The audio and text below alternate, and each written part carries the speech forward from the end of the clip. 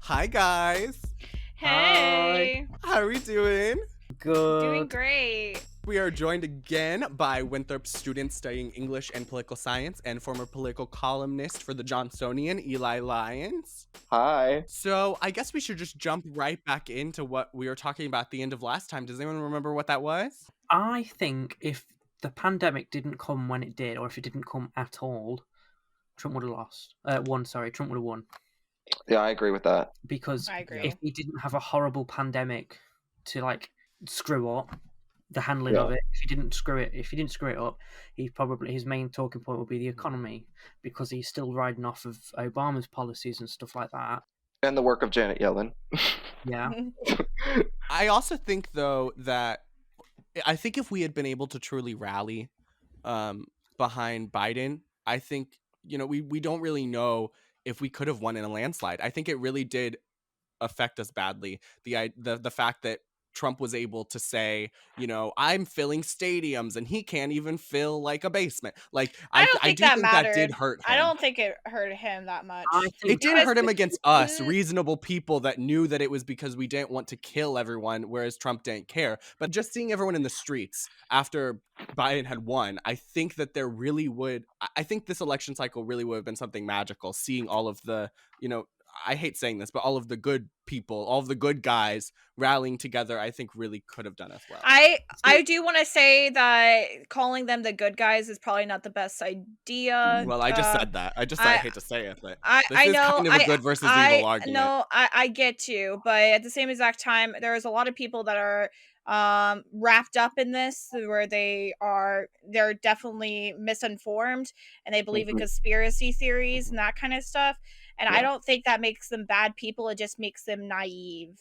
Well, yeah. I mean, I don't know. A part of me, it is hard because, and this was something I posted on my Facebook. I posted something political for the first time ever on my Facebook right after the election happened, because I was gobsmacked that it was so close.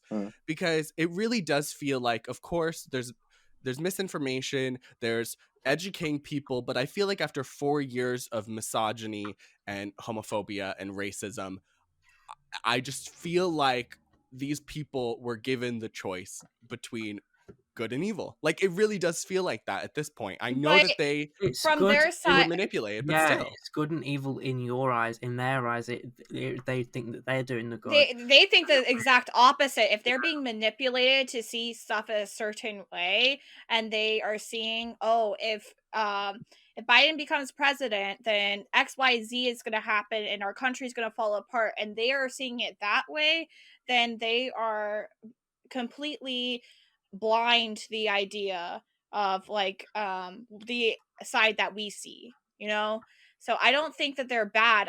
Most of them, there are people that are bad, don't get me wrong.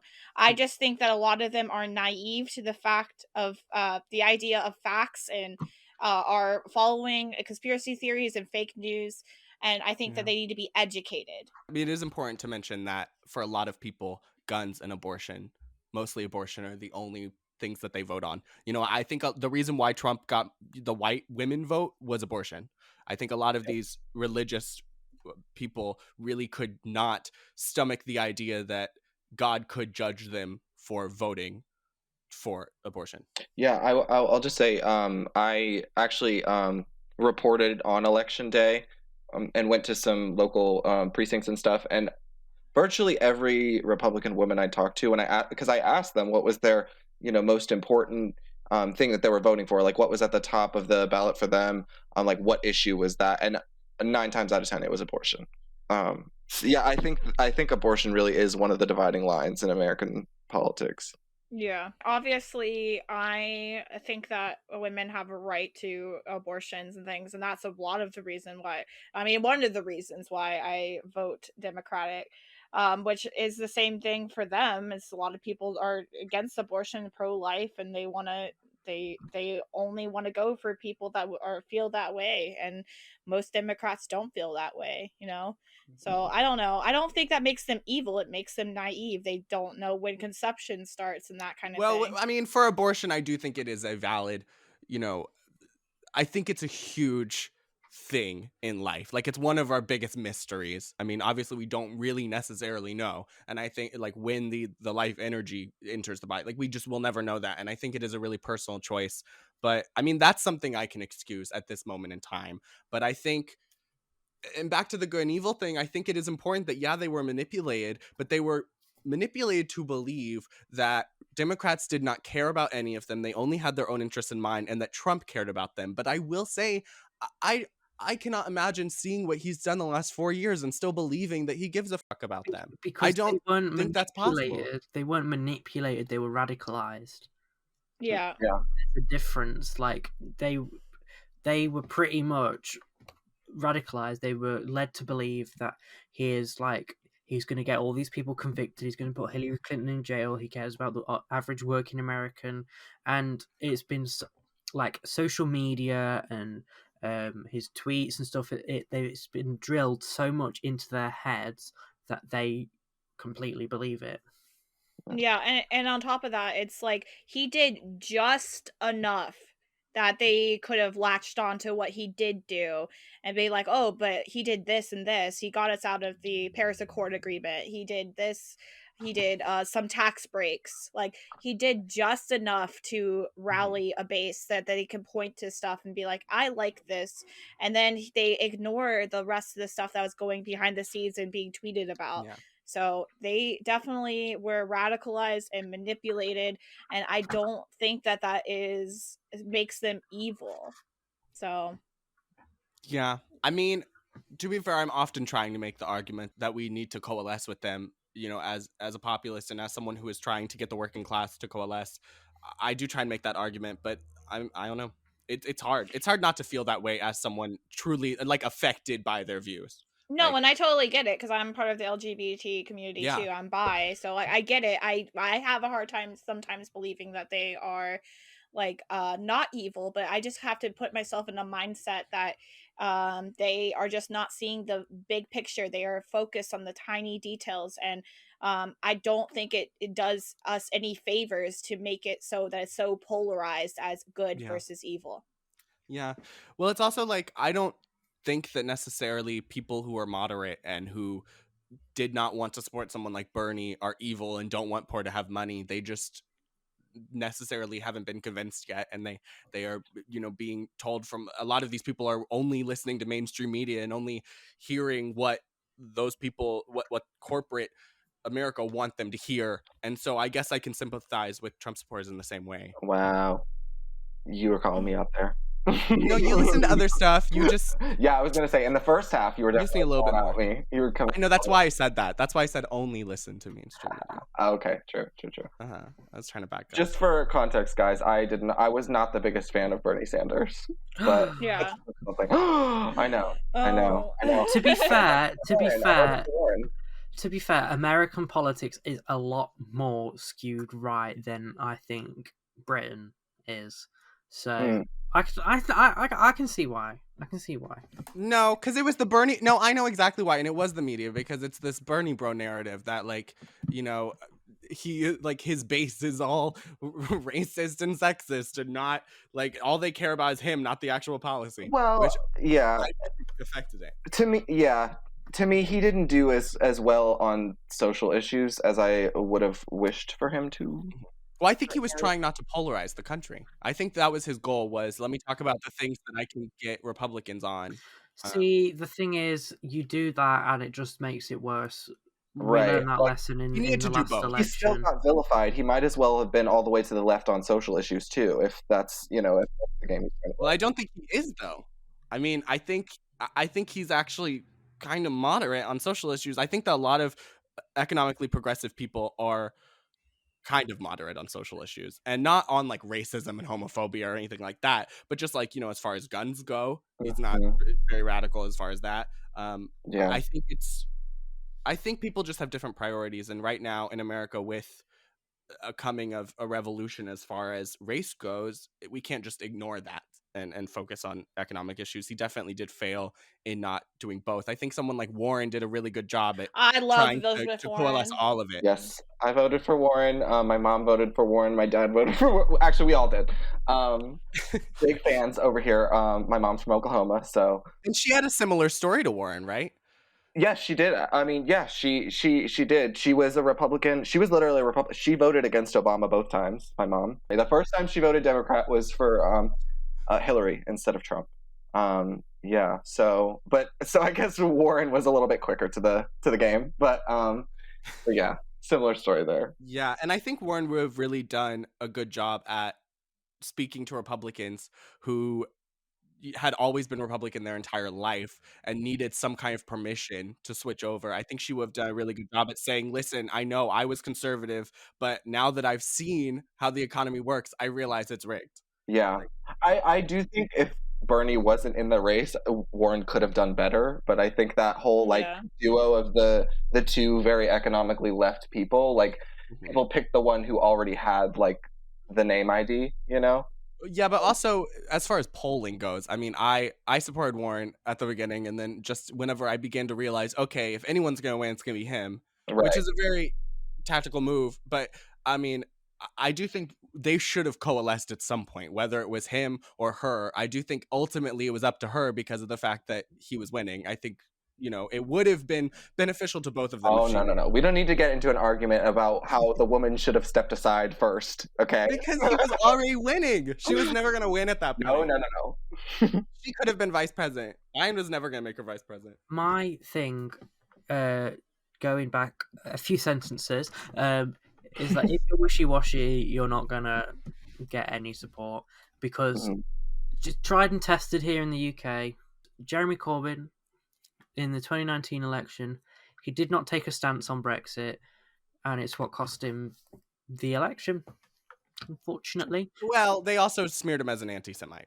Well, which we talked about in the first part. That too, but he was also smeared as an anti-Semite in the 2017 election, and he gained seats. So, well, I mean, I think that Jeremy Corbyn really did affect things over here because I do think it kind of gave America permission to be like, see what happens when we elect someone too progressive. And I think that definitely did affect that. Did you ever hear any rhetoric like that, Eli? Because I heard that from some of the media. I heard it mentioned a couple times, but it wasn't like, I mean, that was really only in like intellectual circles. It wasn't like a mainstream media, like we're talking about Jeremy Corbyn. Like they talked about it in The View once. Really? Yeah, they did. I think it was mentioned, but it wasn't like as big a deal as I think you think it is, Joey. I think it was mentioned. Yeah, I'm just trying to find reasons to blame. I'm still mad. Yeah. I'm still very mad.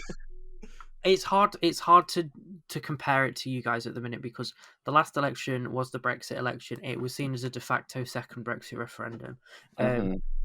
So that was the number one issue that was dominated. No one was really listening to social issues. They were all focusing on the economic and Brexit and things like that. And yeah, him being very neutral, saying he wants to take a neutral position on it, cost him the election. And I don't think there is any way it can reflect on you guys, that one in particular. The 2017 election, however, he gained popularity. He made Theresa May lose her majority because he rallied around social issues, economic issues. The slogan for the many, not the few, didn't work the second time round because he didn't focus on what everyone else was focusing on.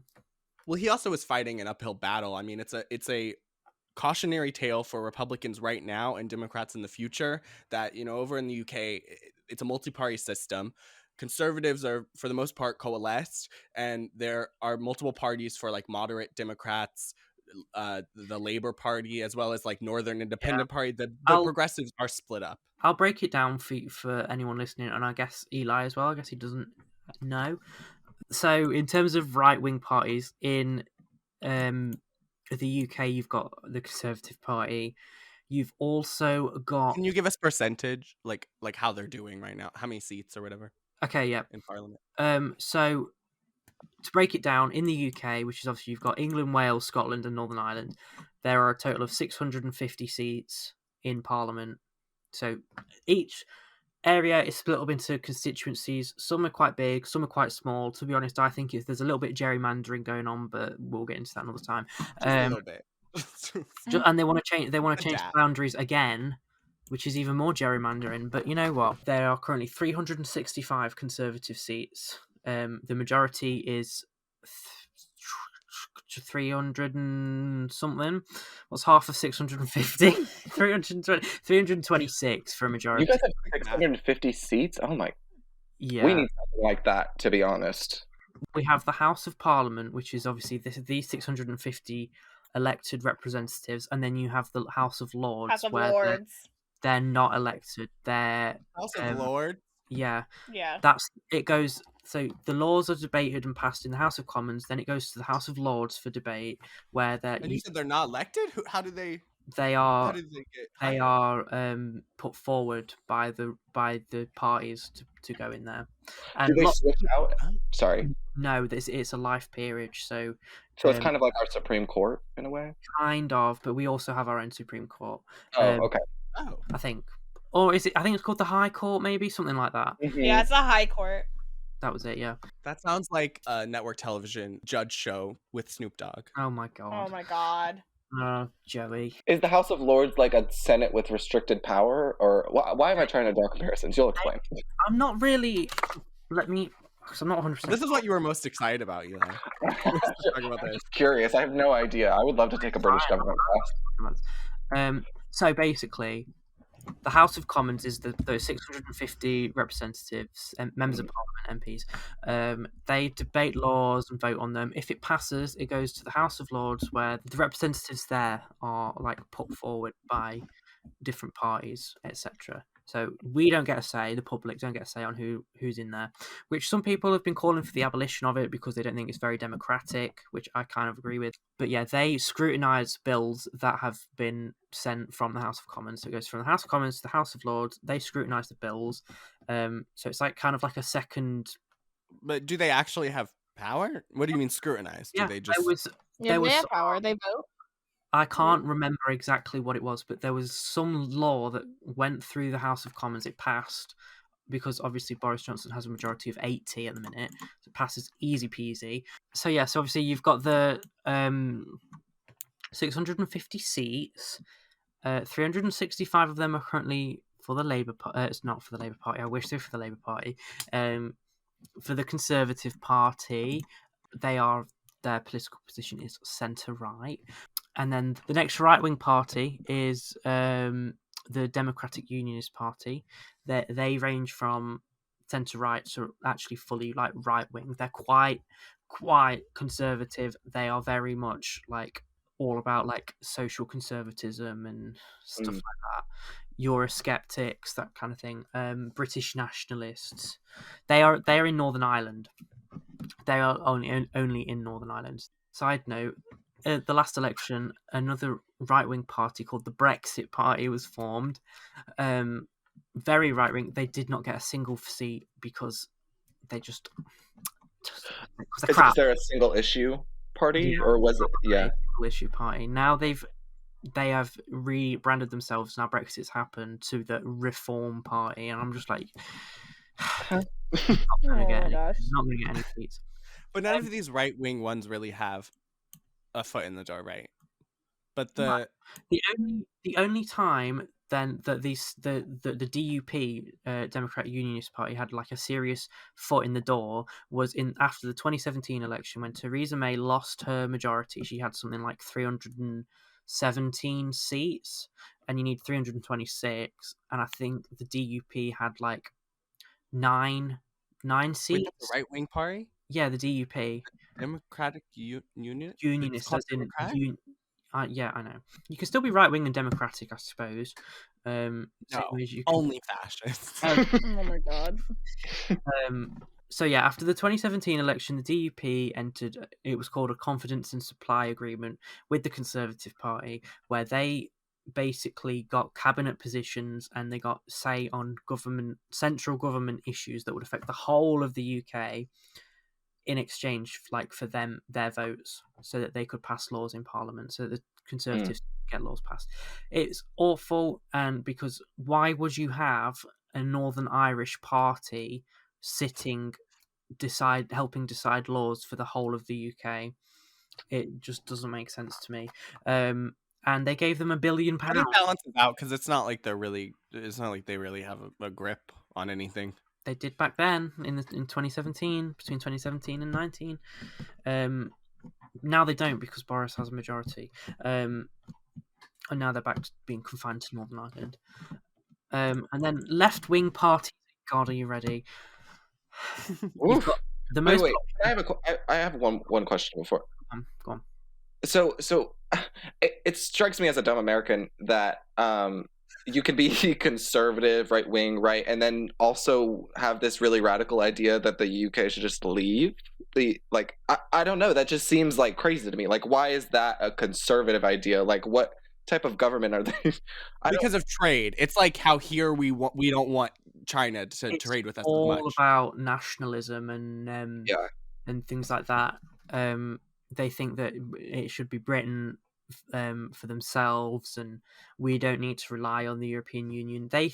A lot of the arguments for Brexit and what a lot of people believed was that the European Court decided our laws, which yes, they did to an extent, but only on those things, right? Only on like trade agreements and stuff like that, right? And war, safety laws and things like that as well. A lot of our labour laws came from the EU. They set a bare minimum for people to follow so that workers weren't exploited, and then governments in the EU could expand on that and make it better. Is that a factor as to why y'all want to leave the EU? Do you want less rights for workers? No. Well, I mean, I'm sure certain companies would like. Yeah, some want that. I'm sure. But in a selfish way, won't Brexit be great for America? I mean, won't we be able to trade with Britain more? Directly? I don't think so as much anymore because they got some deals with the European Union now. So kind of. Yeah, I was going to say some kind of deal. If we had Trump, would it have been better for us? Yes, I'll say that. I'll just say yes because Trump was very excited about Brexit. Yeah. But one of the things that now everyone has been raving about is we get a say over our own laws. So there's been talks with Nissan, I think it was Nissan, don't quote me on that, the car making company, on lowering worker rights so that they could obviously produce more, which I think is absolutely abhorrent. There's been talks about us when Trump was in office. They were talking about lowering our food standards to match yours, which no offense, your food standards are absolutely awful. No offense taken. We have one of the best food standards in the world, to the point where we have pretty much eliminated salmonella from British eggs. We could eat them raw if we wanted to, type thing. Yeah. So nice. if you cook an egg and it's still a little bit runny, it's not going to make you ill, type thing. I have a question. What was the dispute among the left and right about whether you left, or was it more about whether you left on good terms? Because I know that the right was very hell-bent on just we're leaving, goodbye. That was all of Boris. Boris's promise was we will leave no matter what. See, because it seems like there are some good things about y'all leaving that I feel like the left would be okay with. It's just that you might would have wanted to negotiate. One of my friends is a full-on he believes in communism type thing, and he said leaving the EU was good because the EU is an extremely capitalist thing. So those kind of people, I think, want Brexit. But then the more sort of moderate, progressive, not completely communist people don't want it because it blocks us off to free.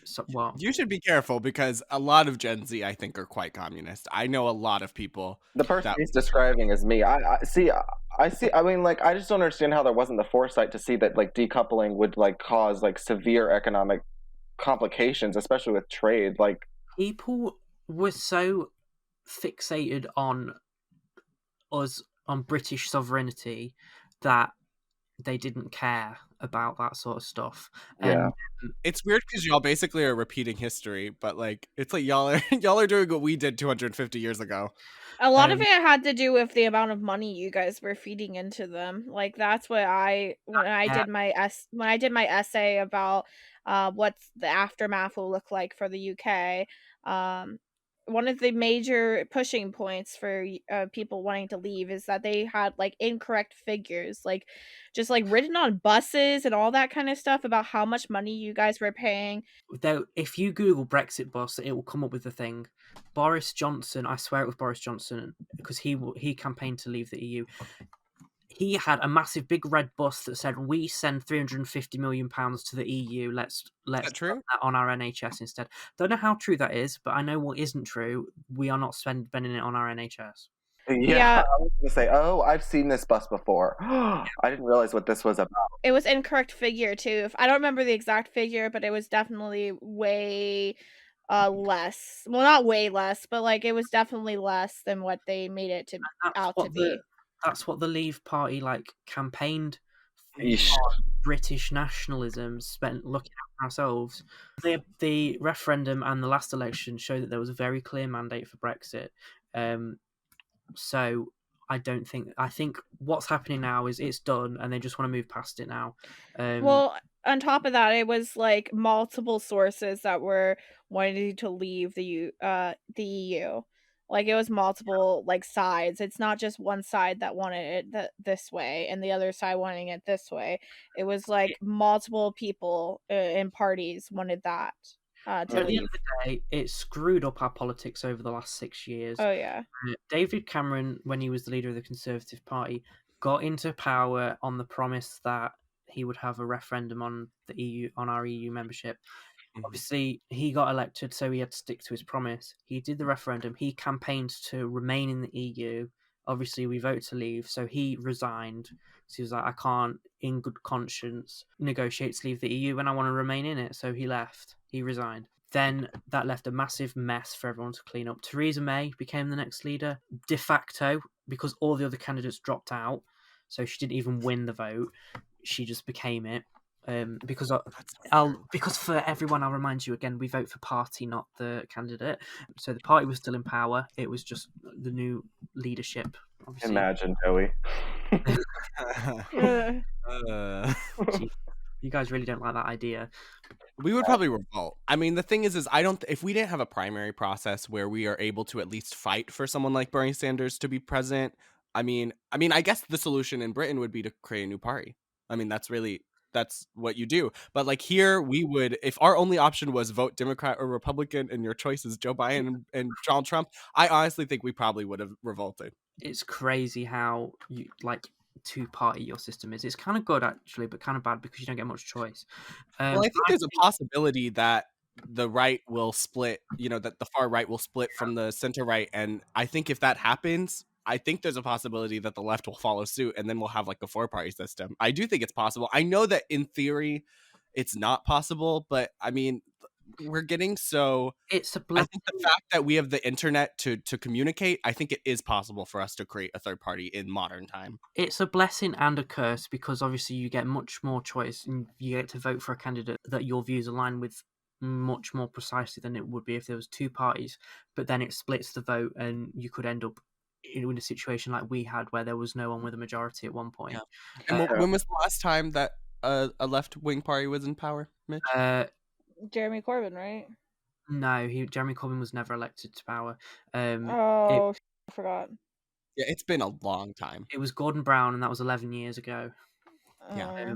My professor and I talk about this a lot, and just the whole idea of the two-party system. And in a lot of ways, it creates a lot of incentives to coalesce and stuff. And I feel like there's less... Is there less coalescing on the left over there just because there's so many different like right-wing parties and so they just struggle to like gain any sort of traction?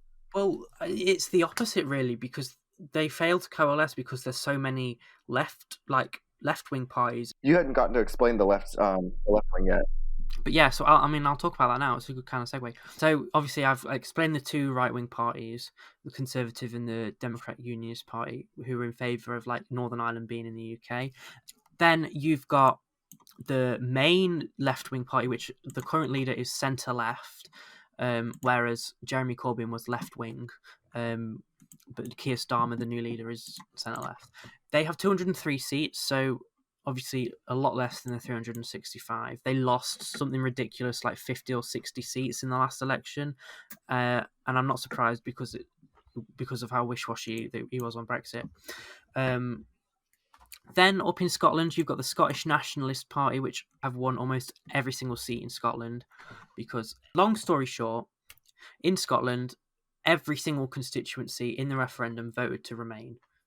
They want to remain in the EU, and they're seeing this whole Scottish independence thing as a way to rejoin the EU. So they're sort of centre-left.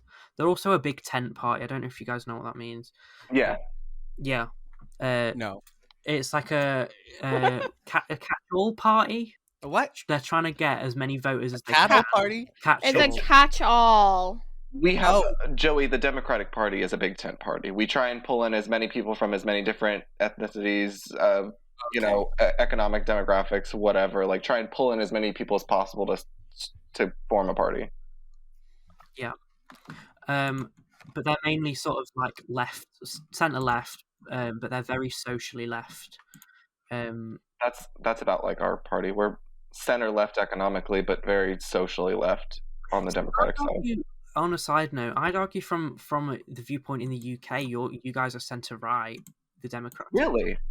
Yeah. The current Democratic Party. Yeah. Center-right. Not like what we want. I mean, what we want is Bernie, who's probably center-left. I feel like socially you're probably more centre-left, left-leaning, but Yeah. you're definitely centre-right. Yeah, that's probably true. So you're quite similar to the Conservative Party here, which is weird to say. But yeah. Well, I mean, it's a cautionary tale, as I was saying before. I mean, it's what happens whenever the economically progressive people leave the socially progressive people and they split up. Well, I was just going to say, I think some of that has to do with, we just have like a different philosophy of economics here because we've always had the free market system and whatnot, and empowering the small business owner and whatever, and that makes us want to not regulate the economy at all, basically. I think, especially after the Red Scare, over Yeah, I think we're just now recovering from that. Guys are still very scared of anything left wing. Mm-hmm. I mean, y'all are too. I mean, you saw that. I mean, we had in the north of England, we had a lot of like mining communities and stuff, and they were very focused on workers' rights, which is, I think, how we got some of our labour laws. Obviously, some of them were helped by the EU. So a lot of our labour laws came from working class mining communities who voted Labour back then. Now they've all gone to Conservative because of Brexit. Don't know how that happened. Moving on, you've got so the Scottish National Party is the second biggest left-wing party with 48 seats. Then you've got the Liberal Democrats, who are bang on centre. They're sometimes on certain issues they're centre-left. I don't see them as a centre-left party though, because in 2010 the Conservatives didn't have enough seats for a majority again, and they decided to form an alliance with the Liberal Democrats, which gave them a majority. They had Liberal Democrats in cabinet positions. That's what I think is going to happen here. I truly believe that the, more moderate on social issues, but still fiscally conservative Republicans who are not going to go with a Trump, like a never Trump Republican. I do think there's a situation in which they coalesce with the Joe Bidens of the country to gain a majority over the progressive left. The progressive left and the Trump Republicans, because I think that that's kind of the future of our party. Is in a weird way, I see a future where the Trump Republicans join the Bernie Democrats and they coalesce purely on financial issues.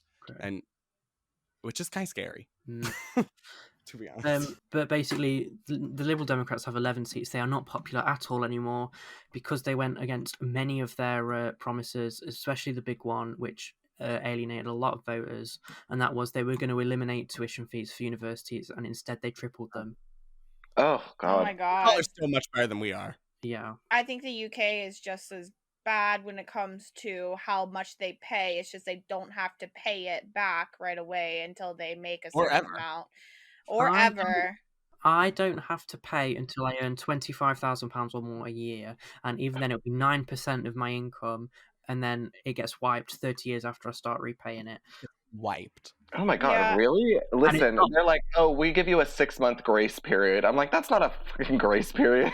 Right, Imagine like right. someone that graduated in the spring, and now we're still in the middle of COVID, and Oh they yeah. Oh my god. Right now they don't have any they're not adding interest to loans right Really? now. Well, that's No. And you good. don't have to They pay only- right now either. No. Another thing, our student loans are deducted straight from our wages. We don't even see the money; it just goes straight out before we See, I even don't get like that. That's the one thing I Okay. don't like. I feel like I would want to like physically pay it myself just so I can keep track of it, I guess. That's just a It's on your personal pay opinion. slip, so you can see your contributions and stuff. Oh, okay. So it's on like it Oh. says it shows up as like a tax, basically. It's basically like a tax, yeah. Well, that's because it's the government giving you these loans, right? It's Yeah, not like and then it's the government private taking the corporations money back. like it is here. Well, no, the government does FAFSA now. Well, yeah, but I mean, like a lot of our student loans are private, right? No, most of them are from FAFSA. No, yeah, FAFSA is- they're all from the government. It used to be Sally Mae, but that was back in like 2009 when that was the last year that they did Sally Mae. No, I got No, letters from them all the time offering me money. I think I have private loans too. Sally Mae is an option, like you can get them still, but that's privatized loans versus FAFSA is like the government loans. The only thing is that with government loans you can't get them if your parents made over a certain amount of money. Yeah. Personally, I qualified for it because I grew up lower middle class. So, yeah. So, some people have to do private. Did you face going through the parties? No, I did not. I got to the Liberal Democrats and how they completely betrayed the nation. Now they have 11 seats. And then you've got Sinn Féin, which is another Northern Irish party, all about joining with the Republic of Ireland, but they're still quite left-wing. Then you've got Plaid Cymru, which is the Welsh Nationalist Party. It's Welsh. Oh, it's Welsh. That makes sense. It's the Welsh Nationalist Party. They're centre-left. They have 4 seats, obviously all in Wales, because they only stand in Wales. Then you've got the Green Party, who are left-wing. They only have 1 seat.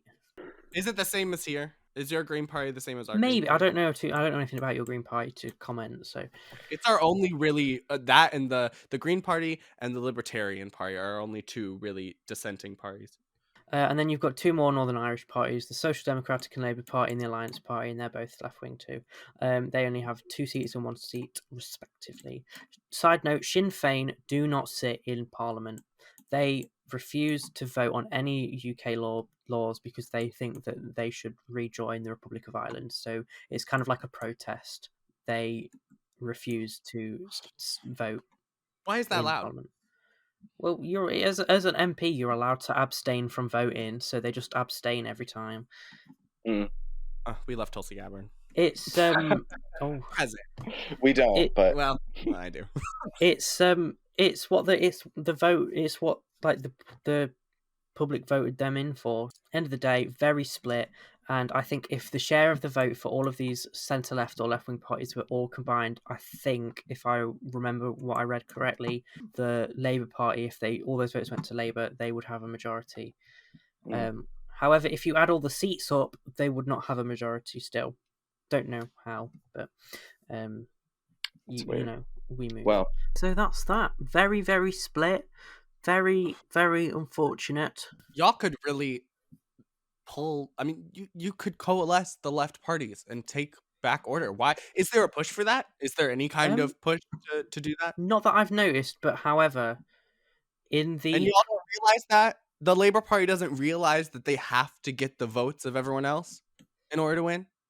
I think I don't know. I think politics is too polarized for them to be able to do that properly here. On the left? On the left, yeah. Wow. In all honesty, when Jeremy Corbyn was the leader of the Labour Party, I became a member, And now that we have Keir Starmer, I'm not really liking the way he's handling anything at the moment. So I am thinking about cancelling my membership. I mean, there are people here. I mean, obviously, I see the situation and see that, like, you know, that I need to vote left in order for it to win. Like, I need to vote Democratic. But there are definitely a lot of young people here. I mean, Eli and I have a friend that literally just voted third party because he was like, I'm not doing this. Like, I refuse. I know people who don't vote at all here because they think they're all corrupt. And I'm like, that doesn't help. Which is true, but it doesn't do anything. There was kind of a level of coalescing in the 2017 election. A lot of the left-wing parties were more focused about getting the Tories out. So in my seat, Derby North, the Green Party sat out, and they in the previous election they had only like 2,000 votes, and all of pretty much all of those 2,000 voters decided to vote Labour.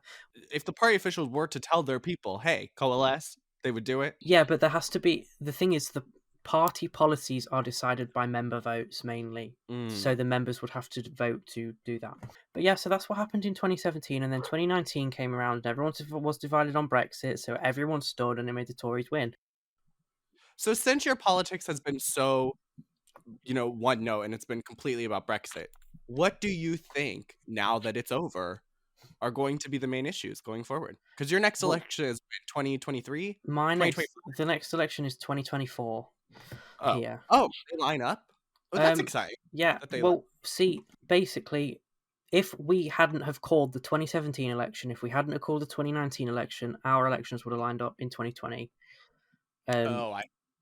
But they didn't, because we have 5-year terms. But you can call an election early here if you want to, because we don't have a constitution. But yeah, what do you think will be the crux of the argument this time? I think the main thing will be everyone's going to be focusing on how they handled the pandemic, the recovery of the pandemic, and how they're handling Brexit. That's going to be the most important thing to voters. I know there are down in Dover, which there's a town called Dover, to those who do not know, or maybe it's a village or a city. There's a place called Dover. It's where we trade with France and the EU. It's the main place where ships go. There's been a lot of backlogs because basically in the EU you get free trade. You can trade freely between countries without like border checks and paperwork, and well, not a lot of paperwork. And now there has to be lots of checks and lots of paperwork because we're not a member of the EU anymore. We are seen by the EU as a third country. So there's been a lot of like trucks and stuff queuing at the ports because they have to fill out like 70 pages of paperwork. There's been a lot of complaints. Someone bought something. I saw it on the news. It was like #1 most read on BBC News at one point. Someone bought like a guitar or something from another country in the EU. And someone else bought some clothes. It arrived in the UK, and the delivery company turned up at the door with a parcel, but they said you can't have it until you pay these import duties, which the EU had imposed. Yeah, they have. And it was like £200. It was like £200. But y'all could have gotten a better deal if you didn't just leave, right? This win is such a big deal if you guys had actually. We had a deal. We got a deal in the end. Because, you did? Yeah, in the end, we eventually got one. It wasn't the best, but it was better than, like, no deal. Everyone's versions of the deal is so different. Theresa May negotiated a deal, and obviously because she didn't have a majority, people could just rebel, and it never passed, which made her step down because she couldn't get her deal through. So she paved the way for Boris to do it. Boris got the big majority, so he could do whatever he wanted. He could negotiate any kind of deal he wanted. He did it. I'm really excited to see where your politics goes, though, because I would assume you guys will kind of start talking about the stuff that we talk about. Because I mean, obviously you don't have to deal with guns. I mean, but I do think we'll focus on what we used to focus on when it wasn't Brexit. You haven't really experienced that in your not been ever since I've been eligible to vote. The only issues that have been present in the elections has been Brexit. I mean, that's kind of similar to here in the fact that ever since I've been able to vote, it's just been about Trump. I just want to vote in a normal election. Yeah, it's gonna be really interesting. Although, I mean, I definitely have a clue about what our next election is gonna be about, and it's gonna be about the same things. It's gonna be about immigration and guns and alcohol. Not alcohol, no prohibition again, but immigration and guns and abortion and drugs and stuff like that. All right. Well, this was a really great conversation. I would love to continue it another time. I know that there's a lot more to talk about as far as where we go from here. I know we wanted to have an episode on like the media And in There's general, I know so Mitch much more wanted to talk about when it comes to U.S. politics and British politics. I know. And I mean, you know, it would be great. I mean, if it's okay with them, unless they secretly hate you after this, it'd be great to have you back to talk about more political stuff, because I think it was really great to have your insight on this. It was really good. Oh, thank you guys for having me. It was so much fun. Yes. All right. Well, we will see you guys later. Bye. Bye.